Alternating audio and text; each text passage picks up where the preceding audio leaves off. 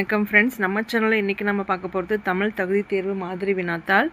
Already Tamil மற்றும் ஜிகேக்கு நம்ம சேனலில் நிறைய வீடியோஸ் அப்லோட் பண்ணிகிட்ருக்கோம். பார்க்காதவங்க பாருங்கள். உங்களுக்கு மெட்டீரியல்ஸ் பிடிஎஃபாக வேணும் அப்படின்னு சொன்னால் ஒரு வீடியோலையுமே ஃபர்ஸ்ட் கமெண்டில் அதுக்கான டீட்டெயில்ஸ் ப்ளஸ் வாட்ஸ்அப் நம்பர் கொடுத்துருப்போம். நீங்கள் வாட்ஸ்அப் பண்ணி உங்களுக்கு தேவையான மெட்டீரியல்ஸ் பிடிஎஃபாக வாங்கிக்கலாம். வாங்க கொஸ்டின் அண்ட் ஆன்சர்ஸ் பார்க்கலாம். பிரித்தெழுதுக. பொய் அகற்றும். பொய் கூட்டல் அகற்றும். பொய் அகற்றும். பொய் கூட்டல் அகற்றும்.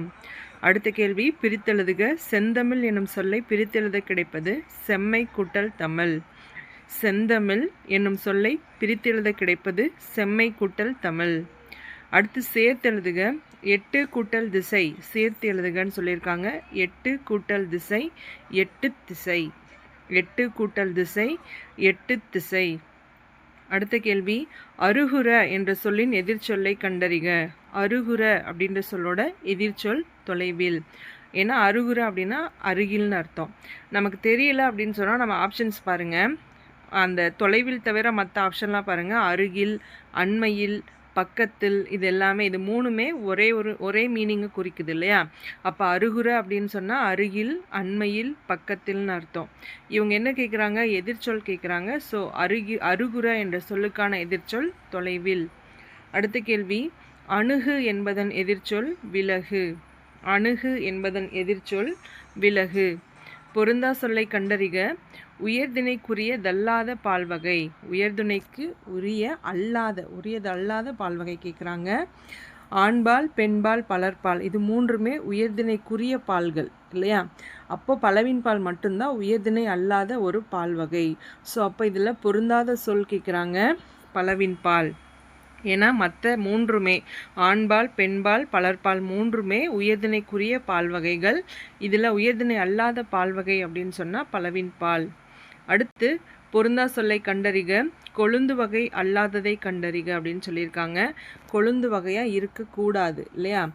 ஆப்ஷன்ஸ் ஏவை தவிர மற்றதெல்லாம் பார்க்கலாம். வேப்பங்கொழுந்து, பனங்குருத்து, நெல் துளிர், இதெல்லாமே கொழுந்து வகையை குறிக்கும். அப்போ கீரை தண்டு அப்படின்றது கொழுந்து வகை அல்லாத ஒரு பெயர் இல்லையா?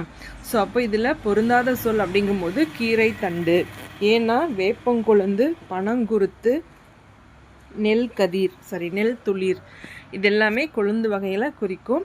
இதில் வேறுபட்ட ஒன்று தான் கேட்குறாங்க. ஸோ அப்படி பார்க்கும்போது கீரை தண்டு தான் கரெக்டான ஆன்சர்.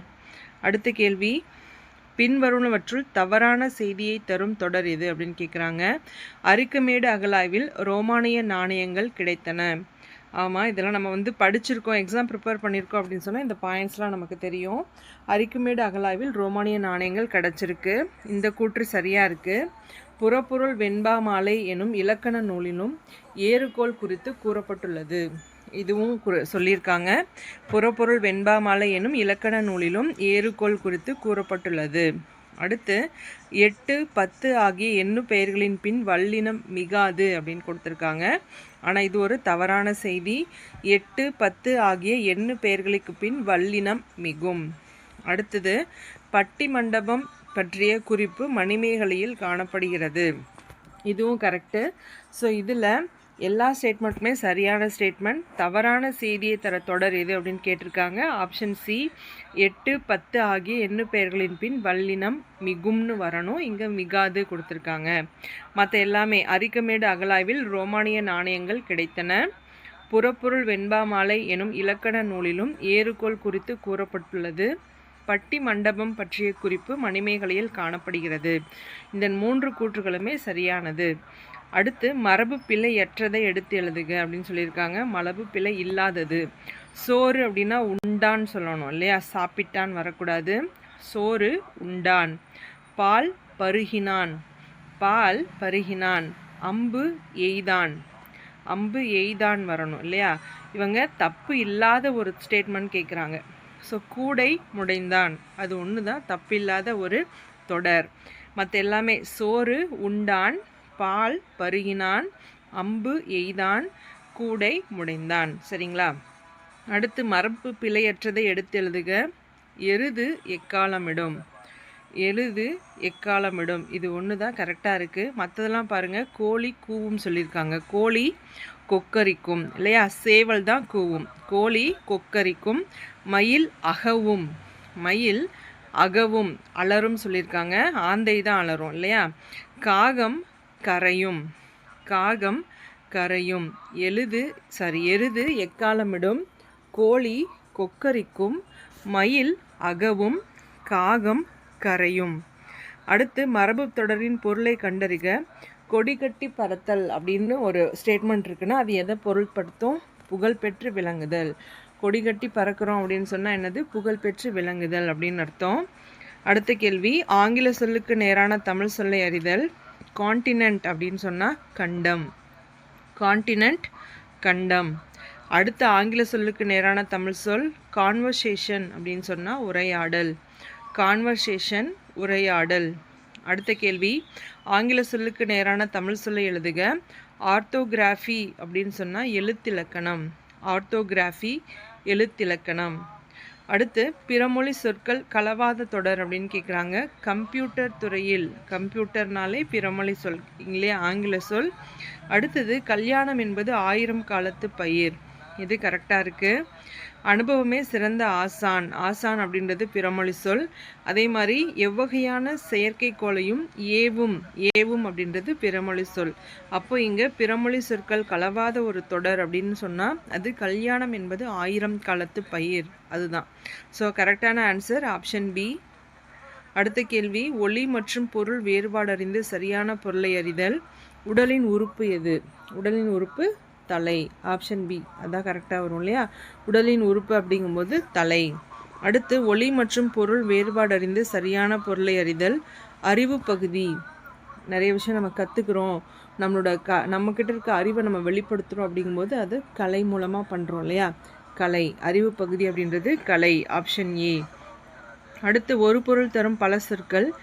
ஈ என்பதன் தவறான பொருள் அப்படின்னு கேட்குறாங்க. தவறான, நம்ம எடுத்தோன்னே ஈயா, ஈ வந்து ஒரு உயிரெழுத்து சாரி அப்படின்னு சொல்லிட்டு நம்ம என்ன பண்ணோம், ஆன்சரை போட்டுறக்கூடாது. அவங்க என்ன கேட்குறாங்கன்றதை நம்ம பார்க்கணும்.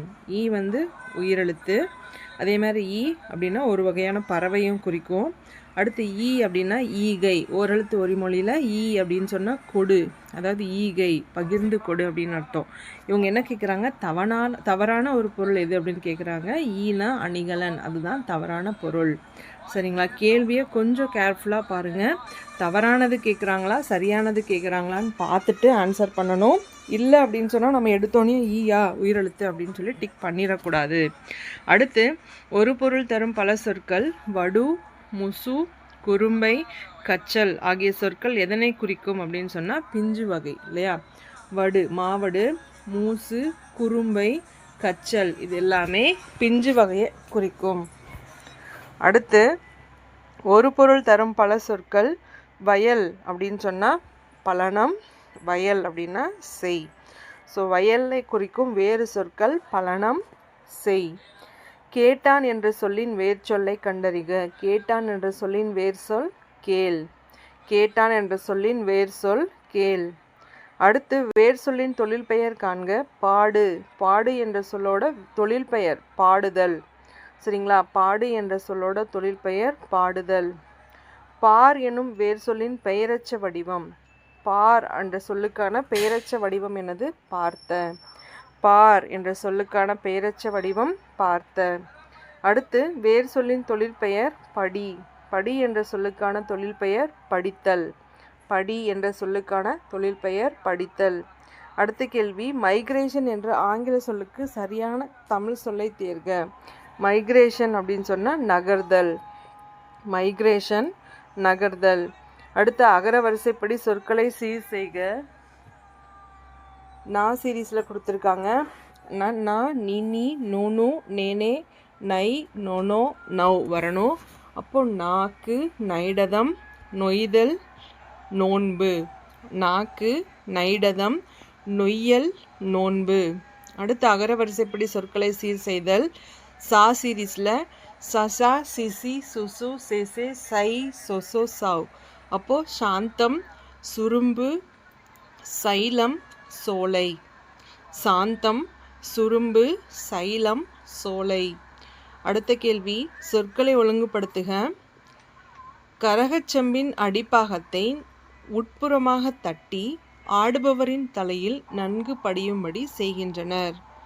கரகச்செம்பின் அடிபாகத்தை உட்புறமாக தட்டி ஆடுபவரின் தலையில் நன்கு படியும்படி செய்கின்றனர். அடுத்து சொற்களை ஒழுங்குபடுத்தி சொற்றொடராக்குதல். அறம் கூறும் மன்றங்கள் அரசனின் அறநெறி ஆட்சிக்கு துணை புரிந்தன. அறம் கூறும் மன்றங்கள் அரசனின் அறநெறி ஆட்சிக்கு துணை புரிந்தன. அடுத்த கேள்வி, சொற்களை ஒழுங்குபடுத்துக. என் மனம் பறந்து நின்ற மரக்கிளையிலிருந்து பறிக்கப்பட்ட மலரை போல வாடுகிறது. என் மனம் பறந்து நின்ற மரக்கிளையிலிருந்து பறிக்கப்பட்ட மலரை போல வாடுகிறது. சரிங்களா? அடுத்து விடை வகை. பள்ளிக்கூடம் எங்குள்ளது என்ற வினாவிற்கு வலப்பக்கத்தில் உள்ளது என கூறுவது எவ்வகை விடை அப்படின்னு வலது பக்கம் இடது பக்கம் நம்ம இப்பக்கம் இங்கு இங்கு அங்கு இந்த மாதிரி ஒரு இடத்த நம்ம இல்லை ஒரு டைரக்ஷனை நம்ம சுற்றுறோம், அதை மீன் பண்ணி காட்டுறோம் அப்படின்னு சொன்னால் அது சுட்டு விடை. சரிங்களா? வலப்பக்கம் இடப்பக்கம் எதிர்பக்கம் இங்கே இங்கு அங்கு இந்த மாதிரி நம்மளோட விடை இருந்துச்சு அப்படின்னு சொன்னால் அது சுட்டு விடை. அடுத்து உனக்கு கதை எழுத தெரியுமா என்ற வினாவிற்கு கட்டுரை எழுத தெரியும் என கூறுவது இனமொழி விடை. அதற்கு பதிலாக இன்னொன்று, அதை சேர்ந்த கதை கட்டுரை கவிதை எல்லாமே ஒரே குரூப் இல்லையா? ஸோ அதில் நமக்கு கதைக்கு பதிலாக கட்டுரை தெரியும், கட்டுரைக்கு பதிலாக இசை தெரியும், இந்த மாதிரி அதற்கு இனமான இன்னொரு விஷயம் நமக்கு தெரியும் அப்படின்றத நம்ம ஆன்சராக சொல்கிறோம் அப்படின்னு சொன்னால் அது இனமொழி விடை. உனக்கு கதை எழுத தெரியுமா என்ற வினாவிற்கு கட்டுரை எழுத தெரியும் என கூறுவது இனமொழி விடை. அடுத்த கேள்வி, காமராசர் நகர் எங்கே இருக்கிறது என்ற வினாவிற்கு இந்த வழியாக செல்லுங்கள் என விடையளிப்பது. நம்ம இப்போ பார்த்தோம் இல்லையா, இந்த பக்கம் அந்த பக்கம், இந்த வழி அந்த வழி, அதே வலப்பக்கம் இடப்பக்கம் இந்த மாதிரி ஒரு டைரக்ஷனை நம்ம மீன் பண்ணி சொல்கிறோம் அப்படின்னு சொன்னால் அது சுட்டு விடை. காமராசர் நகர் எங்கே இருக்கிறது என்ற வினாவிற்கு இந்த வழியாக செல்லுங்கள் என விடையளிப்பது சுட்டு விடை. அடுத்த கேள்வி, விடைக்கேற்ற வினாவை தேர்ந்தெடுத்து எழுதுக. பாரத ஸ்டேட் வங்கியில் உரையாடு மென்பொருள் இலா. இதற்கேற்ற வினா எதுன்னு நம்ம பார்க்கணும். பாரத ஸ்டேட் வங்கியின் உரையாடு மென்பொருள் எது? பாரத ஸ்டேட் வங்கியின் உரையாடு மென்பொருள் எது அப்படின்னு நம்ம கேட்டோம்னா பாரத ஸ்டேட் வங்கியின் உரையாடு மென்பொருள் இலா அப்படின்னு நம்மளோட பதில் இருக்கும். சரிங்களா? அடுத்து விடைக்கேற்ற வினாவை தேர்ந்தெடுக்க. பூங்கொடி தன் தோழியுடன் திங்கட்கிழமை காலையில் பேருந்தில் ஏறி பள்ளிக்கு சென்றாள். பூங்கொடி தன் தோழியுடன் திங்கட்கிழமை காலையில் பேருந்தில் ஏறி பள்ளிக்கு சென்றாள். பூங்கொடி பள்ளிக்கு எப்படி சென்றாள்? பூங்கொடி பள்ளிக்கு யாருடன் சென்றாள்? தோழியுடன் சென்றாள். அதுவும் கேள்வியாக வரலாம். அடுத்து பூங்கொடி பள்ளிக்கு எப்படி சென்றாள்? பூங்கொடி பள்ளிக்கு பேருந்தில் ஏறி சென்றாள். இதுவும் பதிலாக இருக்கும். பூங்கொடி பள்ளிக்கு எத்தனை பேருடன் சென்றாள்? இந்த கேள்வி வராது. அதே மாதிரி பூங்கொடி எப்பொழுது பள்ளிக்கு சென்றாள்? இதுவும் கேட்கலாம். திங்கட்கிழமை காலையில், இதுவும் பதிலாக இருக்கலாம். சரியா? அப்போது ஆப்ஷன் பி தான் கரெக்டான ஒரு கேள்வியாக இருக்குது. பூங்கொடி பள்ளிக்கு எப்படி சென்றாள்? அடுத்து சுட்டு விடை மறைவிடை நேர்விடை ஆகிய 3 விடைகளை எவ்வாறு அழைப்போம் அப்படின்னு சொன்னால் வெளிப்படையான விடைகள். சுட்டு விடை அப்படின்றது டைரக்ஷனை மீன் பண்ணி சொல்லுவோம். மறைவிடை அப்படின்னா நீ கடைக்கு போவாயா அப்படின்னு கேட்குறோன்னா போகமாட்டேன் அப்படின்னு அப்போஸ் பண்ணி சொல்கிறது, எதிர்மறையாக சொல்கிறது மறைவிடை. அதே மாதிரி கடைக்கு போவாயா அப்படின்னா போவேன் அப்படின்னு சொல்கிறது அது நேர்விடை. எல்லாமே இந்த ஆன்சர்ஸ் எல்லாமே சுற்றி வளைக்காமல் நேராகவே இருக்கும். ஸோ அதனால் இதை வெளிப்படை விடைகள் அப்படின்னு சொல்கிறோம். அடுத்து செய்வினை செய்யப்பாட்டு வினை வாக்கியத்தை கண்டெழுதுக. குமரன் ஓவியம் வரைந்தான். ஓவியம் அவர் வரைகிறார் இல்லையா? ஸோ அப்போ கரண்டில் அது செய்வினை வாக்கியம். குமரன் ஓவியம் வரைந்தான், அது செய்வினை வாக்கியம். பிறவினை சொற்றொடரை கண்டறிக. கபிலனை திருந்த செய்தான். கபிலனை திருந்த செய்தான். இன்னொருத்தருக்கு செய்கிறது பிறவினை சொற்றொடர் இல்லையா? ஸோ அப்போ கபிலனை திருந்த செய்தான். அடுத்து வாக்கிய அமைப்பினை கண்டறிக. தமிழ் பற்று தமிழ் அறிஞர்களால் வளர்க்கப்பட்டது அப்படின்னா செயற்பாட்டு வினை இல்லையா? தமிழ் அறிஞர்கள் தமிழ் பற்றை வளர்த்தனர் அப்படின்னா அது செய்வினை வாக்கியம். அதுவே தமிழ் பற்று தமிழ் அறிஞர்களால் வளர்க்கப்பட்டது அப்படின்னு சொன்னால் அது செயற்பாட்டு வினை வாக்கியம். அடுத்து இடி விழுந்த மரம் போல இவ்வுவமை கூறும் பொருள் என்ன அப்படின்னு பார்த்தோம்னா துன்பம். இடி விழுந்த மரம் எப்படி இருக்கும்? காஞ்சு போய் கருகி போய் என்னாகும்? துன்பத்தில் இருக்கும் இல்லையா? ஸோ இடி விழுந்த மரம் போல் அப்படின்னு சொன்னால் அது துன்பத்தை குறிக்கும். அடுத்த கேள்வி, எம்பலம் என்பது ஒரு சின்னம். எம்பலம் அப்படின்னா அது சின்னம். டெரிட்டரி, இதற்கு இணையான தமிழ் சொல். டெரிட்டரி அப்படின்னா நிலப்பகுதி. டெரிட்டரி நிலப்பகுதி. அடுத்து அலுவல் சார்ந்த கலைச்சொற்களை கண்டறிக. Conical stone, குமிழிக்கல். பொருள் வந்து கரெக்டாக தான் கொடுத்துருப்பாங்க, ஆனால் நம்ம என்ன பண்ணணும், அலுவல் சார்ந்த ஒரு கலைச்சொல்லை கண்டுபிடிக்கணும். கோனிக்கல் ஸ்டோன், குமிழிக்கல். இரிகேஷன் டெக்னாலஜி, பாசன தொழில்நுட்பம். வீடியோ கான்ஃபரன்ஸ், காணொளி கூட்டம். இதில் அலுவலகம் சார்ந்த ஒரு கலைச்சொல் அப்படின்னு சொன்னால் வீடியோ கான்ஃபரன்ஸ், காணொளி கூட்டம். அடுத்து டிராஃபிக்கல் ஜோன் அப்படின்னா வெப்பமண்டலம். Tropical zone, வெப்பமண்டலம். இதில் அலுவல் சார்ந்த கலைச்சொல் வீடியோ கான்ஃபரன்ஸ், காணொளி கூட்டம். அடுத்து விடை வகை. கடைக்கு போவாயா என்ற கேள்விக்கு போக மாட்டேன் என மறுத்து கூறுவது எதிர்மறை விடை. எதிர்மறை விடைய மறைவிடை அப்படின்னு சொல்லலாம். கடைக்கு போவாயா என்ற கேள்விக்கு போக மாட்டேன் என சாரி ஃப்ரெண்ட்ஸ். அடுத்த கேள்வி, பிறமொழி சொல்லுக்கு நிகரான தமிழ் சொல்லை எழுதுக. பிளாக் போர்டு அப்படின்னு சொன்னால் கரும்பலகை. Black board, கரும்பலகை. இதில் தவறான இணை எது அப்படின்னு கேட்குறாங்க. கோல்டு பிஸ்கெட், தங்கக்கட்டி. கரெக்டாக இருக்குது. ரிப்பீட் அப்படின்னு சொன்னால் மிகுதியாகன்னு சொல்லியிருக்காங்க. பட் ரிப்பீட் அப்படின்னா திரும்ப திரும்ப செய்வோம் இல்லையா, திரும்ப திரும்ப. பட் இங்கே மிகுதியாக அப்படின்னு சொல்லியிருக்காங்க, அது வரக்கூடாது. ஈக்குவலாக அப்படின்னா சமமாக, அதுவும் கரெக்டு. யூஸ் பண்ணுறது அப்படின்னா பயன்படுத்துதல். இது எல்லாமே கரெக்டாக இருக்குது. இவங்க தவறான இணை கேட்குறாங்க. ரிப்பீட் அப்படின்னா திரும்ப திரும்ப. Gold biscuit, தங்கக்கட்டி. ரிப்பீட் திரும்ப திரும்ப. ஈக்குவலாக சமமாக. யூஸ் பயன்படுத்துதல். அடுத்து ஆங்கில சொல்லுக்கு இணையான தமிழ் சொல் அடல்ட்ரேஷன் அப்படின்னு சொன்னால் கலப்படம். அடல்ட்ரேஷன், கலப்படம். அடுத்து தவறான ஊர் பெயரின் மறுவை கண்டறிக. தஞ்சை, தஞ்சாவூர். நெல்லை, திருநெல்வேலி. மயிலை, மயிலாடுதுறை. புதுகை, புதுக்கோட்டை. ஓகேங்களா? இதில் தவறான ஊர் பெயர் மயிலை, மயிலாடுதுறை, அதுதான். அடுத்த கேள்வி, மருவுச்சொல் மருவுச்சொல் சரியான இணை எது அப்படின்னு கேட்குறாங்க. சைதை, சைதாப்பேட்டை. கரெக்டாக இருக்குது. கும்பகோணத்தை குடந்தைன்னு சொல்லணும் இல்லையா, அப்போ இரண்டாவது தவறு. கும்பகோணம், குடந்தை. மயிலை, மயிலாப்பூர் வரணும். ப்ரீவியஸ் கொஷின்ஸில் பார்த்தோம் இல்லையா, மயிலை மயிலாடுதுறைன்னு கொடுத்துருந்தாங்க. பட் மயிலை அப்படின்றது மயிலாப்பூரை குறிக்கும். அடுத்து நெல்லை, திருநெல்வேலி. கரெக்டு. அப்போது இதில் தவறான ஒரு இணை எதுன்னா கும்பகோணம், குடந்தை வரணும். அதுதான் தப்பாக இருக்குது. மற்ற மூன்றுமே சரி. அடுத்து மருவுச்சொல் சரியாக பொறுத்துக அப்படின்னு சொல்லியிருக்காங்க. சைதை, சைதாப்பேட்டை. புதுக்கை, புதுக்கை அப்படின்னா புதுக்கோட்டை. புதுவைனா புதுச்சேரி. நாகை, நாகப்பட்டினம். சைதை, சைதாப்பேட்டை. புதுகை, புதுக்கோட்டை. புதுவை, புதுச்சேரி. நாகை, நாகப்பட்டினம். அடுத்த கேள்வி, நிறுத்தற்குறி அறிக, எது சரியானது அப்படின்னு கேட்டிருக்காங்க. கூட்டத்தில் தலைவர் சக்தி அவர்கள் இப்போது தலைப்பிள்ளை எனும் தலைப்பில் பேசுவார் என்று அறிவித்தார். தலைவர் என்ன சொல்கிறாரு, சக்தி அவர்கள் இப்போது தலைப்பிள்ளை என்னும் தலைப்பில் பேசுவார்னு. இது ஃபுல்லாகவே, அந்த ஸ்டேட்மெண்ட் ஃபுல்லாகவே தலைவர் சொல்கிறாரு. அப்போது தலைவர் சொல்கிற ஸ்டேட்மெண்ட்டை நம்ம என்ன பண்ணோம், மேற்கோள் குறி மூலமாக அடைப்புக்குள்ளே போட்டாச்சு. தென் சக்தி அவர்கள் இப்பொழுது எந்த தலைப்பில் பேசுகிறாரு அப்படின்றத நம்ம ஸ்பெசிஃபிக்காக காட்டணும் இல்லையா, அதனால அதை ஒரு ஒற்றை கொம்பு மேற்கோள் குறி மூலமாக நம்ம தலைப்பில்லை அப்படின்றத மட்டும் தனியாக போட்டு காட்டுறோம். சரிங்களா? கூட்டத்தில் தலைவர் சக்தி அவர்கள், சக்தியிலேருந்து நம்ம ஸ்டார்ட் பண்ணி பேசுவாரில் முடிக்கணும், இரட்டை மேற்கோள் குறி. இதில் அவங்க ஸ்பெசிஃபிக்காக அந்த தலைப்பை வந்து நம்ம என்ன பண்ணணும், குறித்து காட்டணும். அதுக்காக ஒரு ஒற்றை மேற்கோள் குறி மூலமாக தலைப்பிள்ளையை மட்டும் நம்ம குறித்து காட்டுறோம். அடுத்து சரியான நிறுத்தற்குறியுடன் அமைந்த வாக்கியத்தை கண்டறிக. வெண்பாவால் எழுதப்பட்ட நூல் முத்தொள்ளாயிரம். மன்னரின் பெயரை குறிப்பிடாமல் சேர, சோழ, பாண்டியர் என்று பொதுவாக பாடுகிறது. ஓகேங்களா? வெண்பாவால் எழுதப்பட்ட நூல் முத்தொள்ளாயிரம், அது ஒரு செமிகோலன். மன்னர்களின் பெயர்களை சேர, சோழ, பாண்டியரை நம்ம பிரித்து காட்டுறதுக்காக கமா யூஸ் பண்ணணும். பாண்டியனுக்கு பின்னாடி கமா வரக்கூடாது இல்லையா?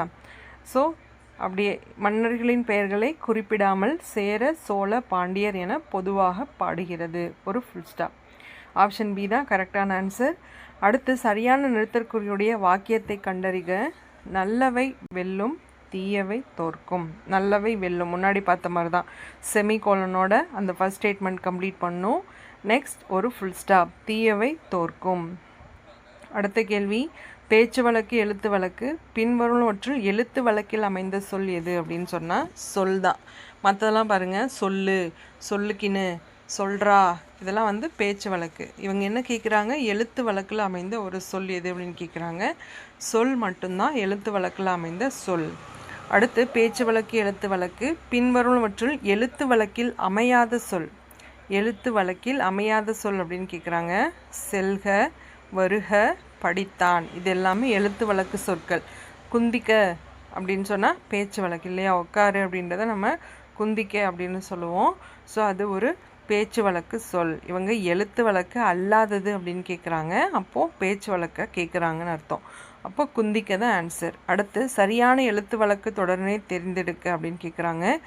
எழுத்து வழக்கு சரிங்களா? ஆப்ஷன் ஏ பாருங்கள். நேற்று நீ வந்தியா, வந்தியான்னு கேட்க மாட்டோம். எழுத்து வழக்கில் வந்தியான்னு எழுத மாட்டோம்.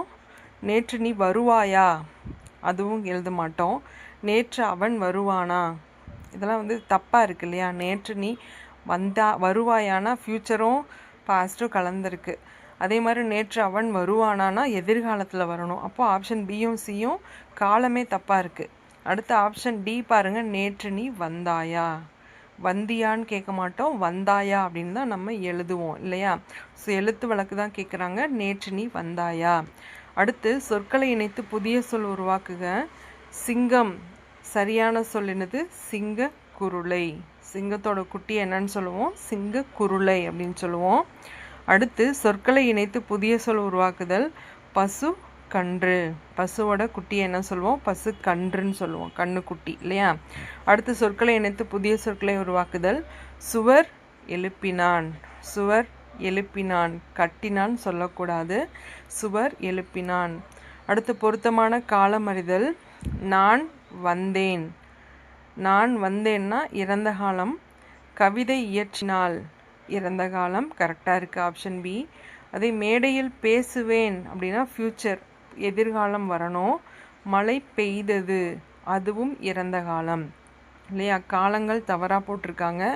அப்போது கரெக்டான ஒரு காலம் அமைந்த தொடர் எது? கவிதை இயற்றினால் இறந்த காலம். அதுதான் ஆப்ஷன் பி தான் கரெக்டான ஆன்சர். அடுத்து நிகழ்காலத்தை குறிப்பது எது? நடக்கிறது. மற்றெல்லாம் பாருங்கள். நடந்தால் முடிஞ்சிருச்சு, நடந்திருந்தால் முடிஞ்சிருச்சு, நடந்தது அதுவும் முடிஞ்சிருச்சு. நிகழ்காலம் கேட்குறாங்க, நடக்கிறது, அதுதான் கரெக்டாக இருக்கும். ஆப்ஷன் சி தான் கரெக்டான ஆன்சர். அடுத்து பொருத்தமான காலம் அமைத்தல். சிரி என்ற வேர் சொல்லின் எதிர்காலம் சிரிப்பால் இல்லையா? ஃப்யூச்சரில் சிரிப்பால் அப்படின்னு சொல்லணும். இவங்க பெண்பால் சொல்கிறாங்க, அதனால் நம்ம சிரிப்பால் அப்படின்னு சொல்கிறோம். அடுத்து சரியான வினாச்சொல்லை இட்டு எழுதுக. நெல்லையப்பர் கோவில் எங்கு உள்ளது? நெல்லையப்பர் கோவில் எங்கு உள்ளது? சரியான வினாச்சொல்லை தேர்ந்தெடுக்க. அறநெறிச்சாரம் பாடலை எழுதியவர் யார்? அறநெறிச்சாரம் பாடலை எழுதியவர் யார்? அடுத்து சரியான வினாச்சொல்லை இட்டு நிரப்புக. தீ விபத்து ஏற்பட்டால் செய்யக்கூடாதவை யாவை? தீ விபத்து ஏற்பட்டால் செய்யக்கூடாதவை யாவை? அடுத்த கேள்வி. மீனாட்சி சுந்தரனார் நல்ல தமிழில் பேசி விளக்கும் திறமை பெற்றிருந்தார். ஆகையால் அவருடைய மாணாக்கர்கள் அவரிடம் கற்பதனை மிகவும் விரும்பினார்கள். ஆகையால் இங்கே ஒரு சரியான இணைப்பு சொல் நம்ம போடணும். மீனாட்சி சுந்தரனார் நல்ல தமிழில் பேசி விளக்கும் திறமை பெற்றிருந்தார். ஆகையால் அவருடைய மாணாக்கர்கள் அவரிடம் கற்பதனை மிகவும் விரும்பினார்கள். அடுத்து சரியான இணைப்பு சொல்லை தேர்ந்தெடுக்க. மாபெரும் புத்தக கண்காட்சி காமராசர் அரங்கில் நடைபெறுகிறது. இது வந்து ஸ்டேட்மெண்ட். இதற்கான சரியான ஒரு கேள்வி நம்ம கேட்கணும். புத்தக கண்காட்சி எங்கு நடைபெறுகிறது? மாபெரும் புத்தக கண்காட்சி காமராசர் அரங்கத்தில் நடைபெறுகிறது அப்படின்னு ஒரு ஸ்டேட்மெண்ட் சொல்லிட்டாங்க.